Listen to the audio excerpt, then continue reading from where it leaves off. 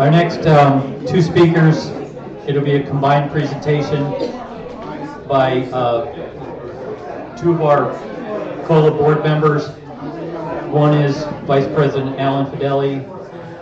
The other is Sabine Watson. They'll be doing a presentation on getting back to NJCOLA's roots, the base of our power and influence, state and local government support, and how to get the message out. So I'm going to turn the microphone over to Sabine.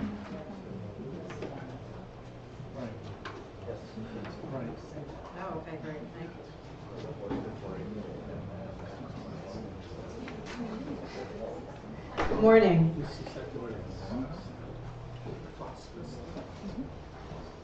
Good morning. Good morning.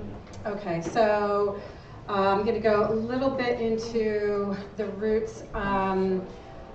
I've only been involved with NJCOLA since 2019, but I've got to say that I've benefited by this organization since its inception back in the early 80s, as my family has had a home here in Lake Mohawk going back to the 1930s. So in the 80s, it was realized that many of our New Jersey lake communities face similar challenges. And those challenges may be environmental, which we just heard a lot about this morning, dealing with weeds and algae. Structural, dealing with our dams, docks, boardwalks. Our community outreach and management, that's getting the word out to our communities of the responsibility that we all share as stewards of the lake. Enacting standards to safeguard our lakes and being accountable to those standards by enforcement. And then we also have legal and administrative, which is dealing with the nuts and bolts such as getting insurance, lifeguard shortages, state and fed statute changes that impact our bylaws and protocols, policies. So some of these challenges seem particularly daunting when we face them independently, but coming together to discuss these challenges, as we do 4 times a year, the chances are that one of us has figured it out as far as how to generate a plan of attack, or at the least, where to start. For the bigger issues, we can collectively seek the assistance we need, whether that be hosting service providers to inform us of technologies, strategies, and tools available to meet our needs. Again, it's obvious by our topics here today that this is our strong point. We really come together and we get a lot of speakers in here with relative and very important information that we all take back to our individual lakes. The other thing that we have done in the past and that we are really looking to get back to is being vocal with our collective voice and advising those who may directly or indirectly have impact or influence over the policies, regulatory standards, or purse strings to much needed funding that we need help. In the next year, we're planning to use that collective voice of NJCOLA, but we need to lay the groundwork first. We want to be sure that what and who we ask help of will really impact most, if not all, of the lake communities in New Jersey positively. So we're working on a way to get that information from you, which will likely be in the form of a survey that is going out in the first quarter of next year. So once we have a concise message, why would anyone listen to us? Money.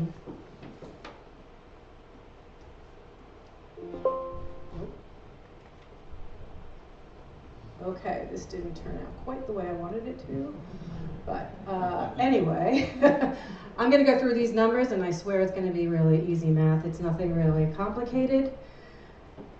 So the big question is, how do you put value on living in a lake community?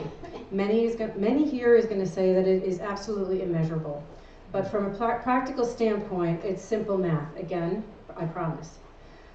I'm going to use this lake as I'm most familiar with it, and I've actually generated this exact information a couple of years ago.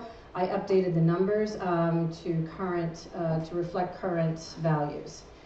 But the thing is that These numbers can be generated for every single community here and in the state of New Jersey. So we're going to go with the average home in Byram and Sparta, and right now that's about $550,000.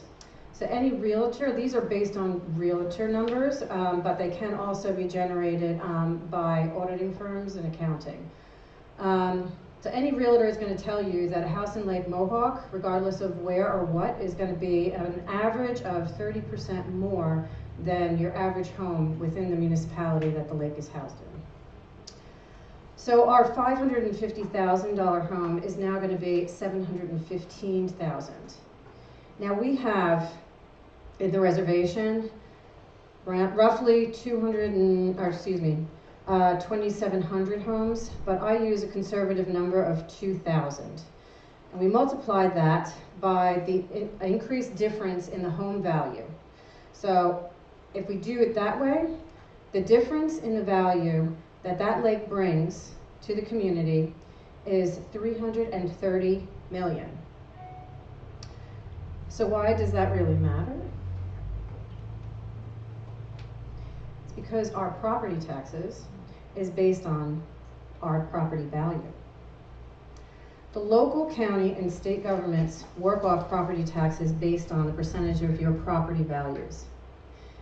Again, using Lake Mohawk and more specifically Sparta, because most of the homes are in Sparta as opposed to Byram, but Byram has the same tax rate of 3.6%.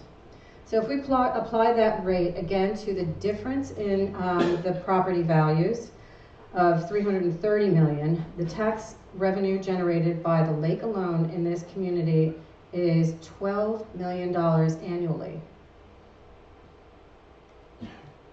Now, not all of that is going to go to, did I say that right? Yeah. Municipal taxes. But what we want to do here, let me just go to this one. All right, here we go. Is indicate where it's going. So we have a breakdown in the state. The county gets 18%. So of that $12 million, they're going to get $2.2 million. The schools, again, a big chunk of that is going to go to them at 53%, so that's 6.4. And then Sparta gets 29% of 3.4 million. Let's go back up. So it might not seem like it's all that much, but the thing is, when you put it into perspective, that the total annual budget of the town in this one community, the lake assets make up 11% of the total annual budget. Now, I don't know of any of the municipal council people would not listen to me if I were to say that 11% of your annual budget is coming from a lake that is just sitting there. And we are the stewards of that lake and that asset that is generating that percentage. And that is extremely conservative again. I would venture to say that when you factor everything else in with regard to the benefits of the lake and then the businesses and so forth, we're probably looking at closer to 15 to 20. So it's definitely something that we all have to run the numbers and figure that out, because that's really where our strength is. And with that, I will bring, I'd like to have Alan Jones.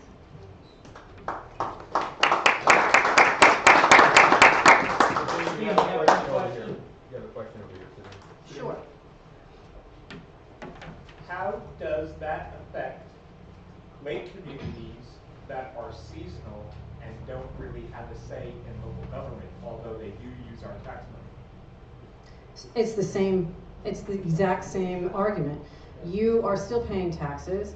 You may not be present during that period of time, but they're still collecting that amount of money. And you can also, it's a matter of determining the difference of the value of the home equivalency. So you see it in your own community. If you're a lakefront, you're obviously going to have an increased value as opposed to across the street. If you have the rights to the lake, and this is the big difference here, if you belong to the community that the lake is associated in, you are responsible financially as well as personally and everything that you do for the benefit of the lake. And as opposed to those that are in the same town that do not have privileges, lake privileges, and access to the lake. So there is definitely a difference within the monetary value of the exact same home in those two instances. That's what you're going to calculate, and that's where the power is, because the increase of taxes is really reflected in that difference. Well, half of the lake is our association, and the other half are subdivisions on the upper part of that lake, and they're disassociated, and we don't really have a say in what happens with them.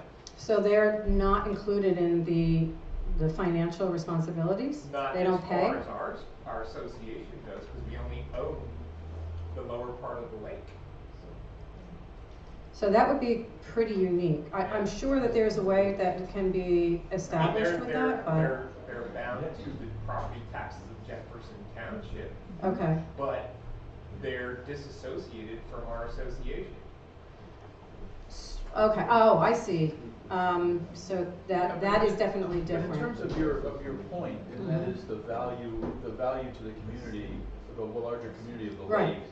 I count that upper segment because they're paying the taxes. Sure. There's probably still a differential. Yes. And There's still, yes. And if the lake goes, that affects them as well. Yes. So it's really not a matter of whether they pay into it. It's just really a matter of taking all of the properties that are impacted in a positive way for being within a lake community, and then saying, the lake goes away. Obviously, that 330 million goes away too. So that's a big deal.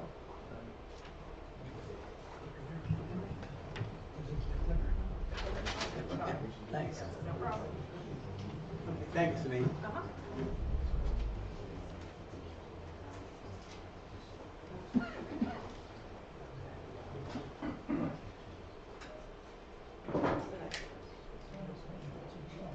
Okay, we're talking about the base of our influence. New Jersey lakes have more economic influence over the towns than the states. And we've been trying a lot of times to try to get the state to do something for us. But the state looks at the lake owners, the lake associations, the private lakes, as a very small percentage of their voting people. The property tax revenue from 300 feet of lakes, that's basically the area of your membership. In Wisconsin, it's 63%. These other states, 53%. In New Jersey, it's 5%. Not a big draw. What is the state? What is New Jersey state interested in terms of revenue? Proximity to New York City. Also, the shoreline. The people who live near the shore.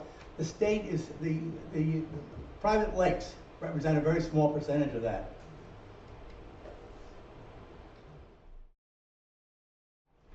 But is town support of private lakes popular? Well, we find in our town, in Ringwood, with Cupso Lake and Erskine Lake and Skyline, the town support of private lakes is always hesitant.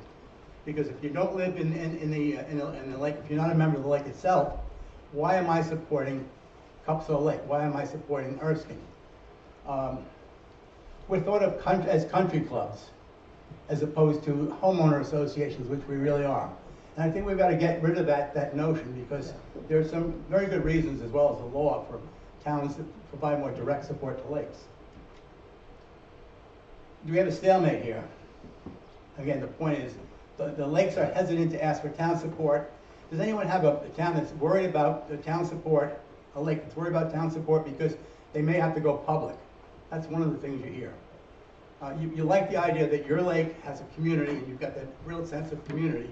If you let everyone in, number one, you run out of capacity, and number two, you have fear of that idea of public, if you will. Now, how can towns support private lakes? Pollution prevention measures. Best management practices like storm drains and BMPs. Green infrastructure such as rain gardens. Encourage septic maintenance. And consider alternatives to phosphorus in town water. How many people add phosphorus to their town water? By show of hands, how many people know that their towns use phosphorus in the town water? Most of your towns do. And why do you use phosphorus in town water, the drinking water? Why would you use that? Anybody? The reason it's added to your drinking water is to prevent the erosion of lead and solder in pipes, causing that risk. And so only a few lakes have switched over to something else, silicates, which has got an advantage because silicates are better for the good algae, if you will, the diatoms. But that's a tricky thing. It's a tricky balance. Lead poisoning versus clean lakes, but it's worth looking into. There are some lakes that actually have done that already and reduced the amount of phosphorus that we're putting in lakes. Can you believe it? We're adding phosphorus in our lakes. We just heard this morning what the situation is. Now, Go back. Sorry, do silicates do the same thing? Silicates have the same effect, they cost twice as much. So that's a factor. So you have to look at the budget. You say, is it worth it to actually make that difference?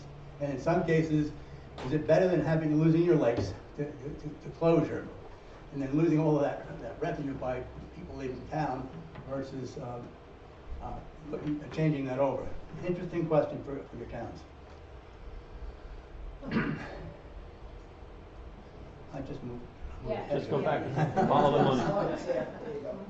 Keep going. There you go. All right.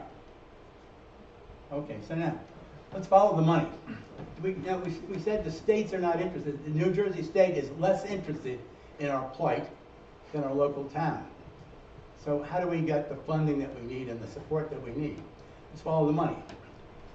Where does the money come from? The states have the money, grants and loans, Highlands grants, dam loans, etc. But the money typically flows from the states to the towns.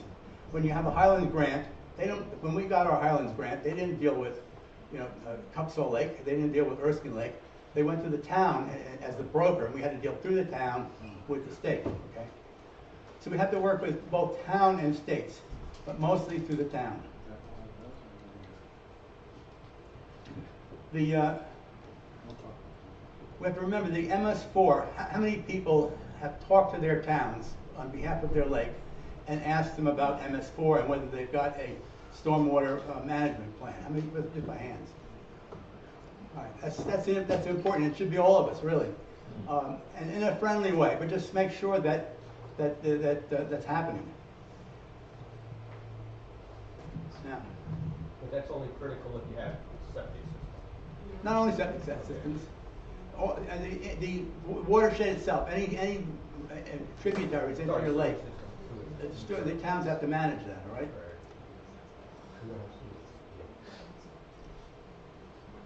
And we have to understand the town's role.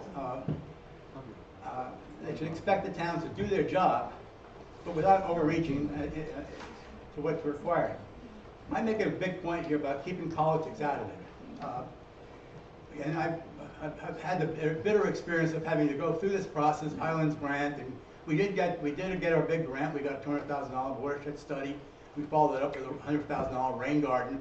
So it's worked. But the battle scars that we paid for the price of that was we should not have made it a political thing. It's it's your town, it's your lake. It's got nothing to do with national politics, and it's got nothing to do with pitting one side or against another. Work with the town in a friendly way. Does anyone else see that as an issue? Okay. And the other part of this is to use soft science, sociology and psychology, rather than just sticking just to the science of it. In fact, use social science for all matters in the lakes. Hard and soft sciences. Is everyone familiar with that term, hard and soft sciences? The hard sciences are the chemistry and biology that we heard about this morning, okay, in great fashion. We forget about the audience we want to support. Who are we trying to get the attention of? It's our lake members, it's our lakefront shoreline people, it's the people in the town. That's a soft science. You're not going to win them over with the numbers. You have to win them with the soft science and the working with them in a non-contentious spaces. It's people management, which requires a different set of skills. We need both the hard and the soft sciences. And we have an example of that in Cupsell Lake.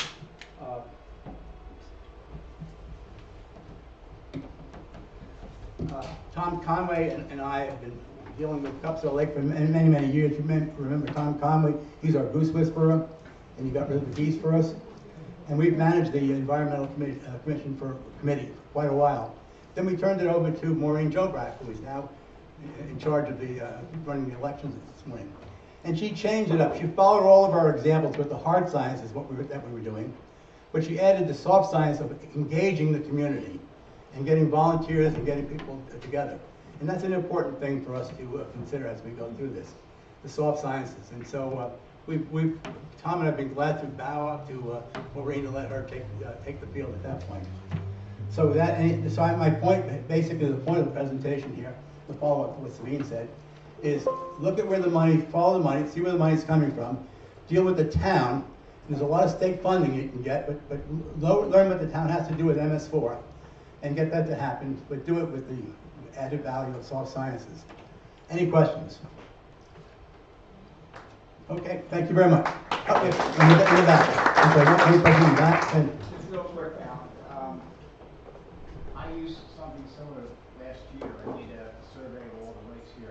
We have like 75, 85 members here. I took all the populations from all those, and I used those results to work with the Department of Health on certain things. You got to think about this, that we're also voters, right? And it's an election year.